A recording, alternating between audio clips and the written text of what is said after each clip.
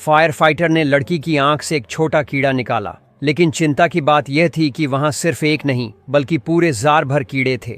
10 minute पहले केली उठी और देखा कि सब कुछ धुंधला है। अचानक अंधापन उसे असमंजस में डाल गया।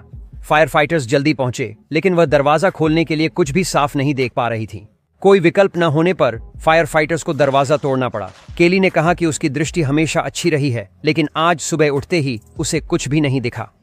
बॉबी ने पूछा, उसने कुछ नहीं लगाया था और न ही एलर्जी थी। जैसे ही उन्होंने केली की पलक उठाई, एक कीड़ा तैरता दिखा।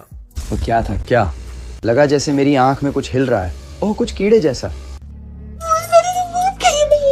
बॉबी को लगा कि शायद यह बॉट फ्लाई है, जो मवेशियों को संक्रमित करने वाला परजीवी होता है। वे आंसू, अंडे और आंखों पर निर्भर करते हैं।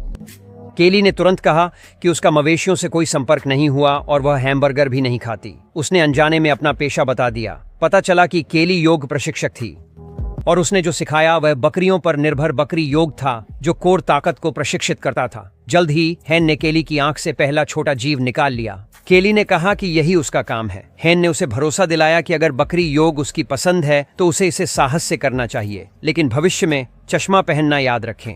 केली खुश थी और वह फायर फाइटर के दयालु चेहरे को छूने से खुद को रोक नहीं सकी। एक के बाद एक छोटे जीव जल्दी से जार में भर गए। जैसे ही जीव हटा दिए गए, केली की दृष्टि लौट आई, लेकिन जब उसने जीवों को साफ देखा तो उसका पेट मचलने लगा। फिर भी उसने जल्दी ही नया विचार सोच लिया।